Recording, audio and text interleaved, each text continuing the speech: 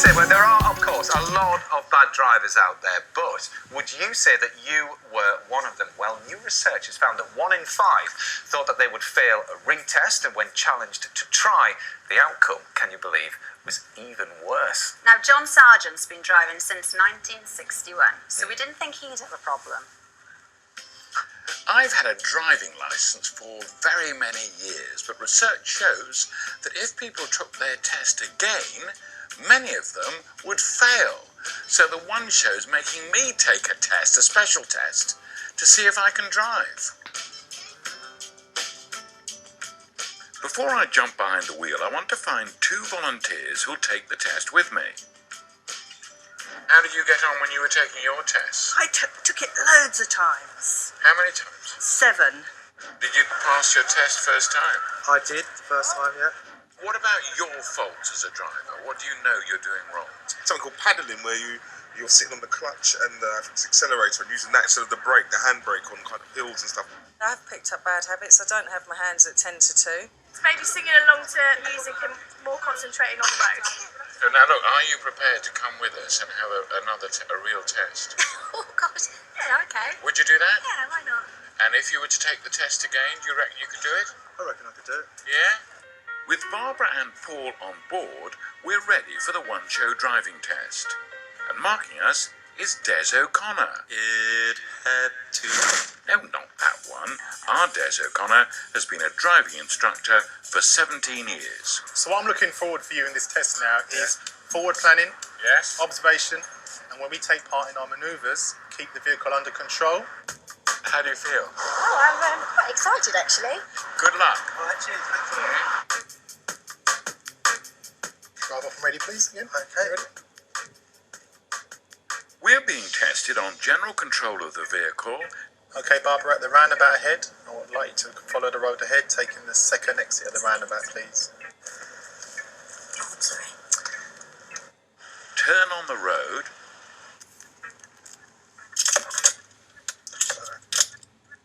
Oh, wait a sec. Let the driver speak. Hold on. Clutch down. Turn it off. 'Cause we're on the curb now and drive, so... Now that wasn't intentional. And finally, emergency stop. Stop! Stop! Stop! Thank you, John. I won't be asking you to do that again. Oh, good. Well, John is here rather tentatively, along with Barbara and Paul, to find out how they have done. It's very exciting. It's very exciting indeed. John, first of all, how do you think you would fare if you restart your test? I think I'd do okay. Yeah. Okay. I passed my test a long time ago. I sat a motorbike test a few years ago because I had to for a job. Unfortunately, passed. So then I rode a motorbike for a few years and I cycle. So I think as a cyclist it behoves you to pay attention and be sensible and smart and do the right things. And there's things like, like in London, people, like if somebody's turning right, people stop and to let them go thinking they're doing the right thing. But of course that's incredibly dangerous for a cyclist coming up on the inside who doesn't know that person stopped to let somebody else. So the rules are there for a reason, and as I say, as a cyclist, it behoves my future life to do what they say. Right, let's not put them in the... Barbara and Paul, John has got the results here. Barbara, just quickly, pass or fail, what do you reckon? Pass. Pass, Paul? I reckon I failed. Yeah, yeah. quite confident about that. Yeah. Let's find out. Right, who's first then? Shall I give the result and then the reasons, or Give the reasons first. right? Barbara, you delivered the best driving experience in general. You actually speeded while passing a speed camera, but apart from this, you aren't a dangerous driver.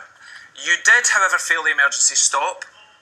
You got 3 serious faults, which means you failed. Barbara. Barbara. What about Well. Paul then? Paul,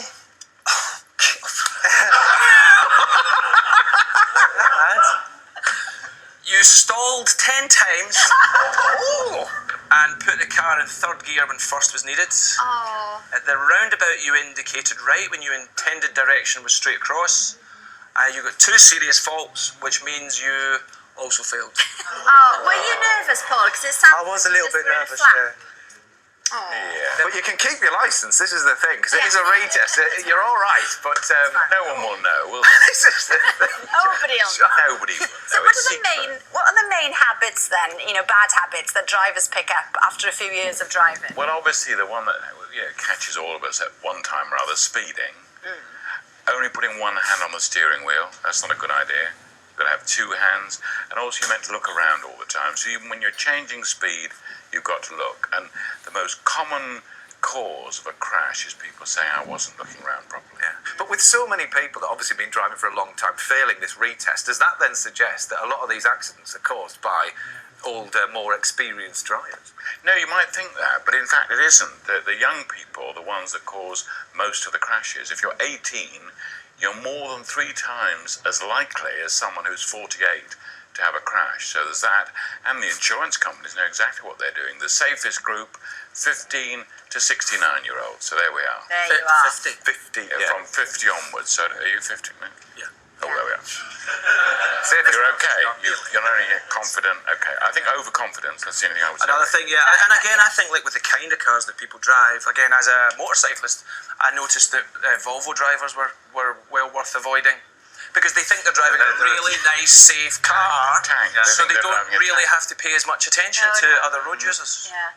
Now, Well, another manufacturer is Ford, isn't it? Because they did little. Yeah. No, I mean, as Paul proved, people get into a bit of a flap before trying a test. So back in 1935, when tests were first introduced, Ford brought this video out to help us all feel a little bit better about it. Here you are. Jerky start often means stalling your engine. This wears down your battery, your nerves, and the examiner's patience. If you do the reversing test like this, your stock will be at a distinct discount, and your chance of driving the family on Sunday will disappear. Using forward and reverse gear. When the examiner says the road, he means the road, not the pavement. It looks funny, I know, but examiners don't appreciate such humor. They don't. That's like me. I was going to say that's exactly it. Every night after the show, that's what the car park looks like downstairs as Alex leaves. Anyway, John, we have your result here. Oh dear, This Here is we the go. moment I've been waiting for. Are you ready? No, I'm not. I'm never ready. Come on then, here we go. Put your seatbelt on for this one. Right, you have good control of the car and you check your mirrors often. You didn't, however, indicate on approach to a roundabout or check your John. blind spots after an emergency stop, which means Failed. you failed, John. Oh, no, it's rigged. It's not fair, is it? But don't you think, I mean, you study anything, you take any university graduate and then get them to sit their test 30 years later, chances are they're going to fail. Don't you think? Yeah. Oh, never mind, John. I feel safe in the car with you. No, don't worry. I'll just go off and drown my sorrows. Don't you carry on with the show. Don't go I'll driving just- now. It's all right, we'll move on. We'll move on. Carry on, don't mind me. Now,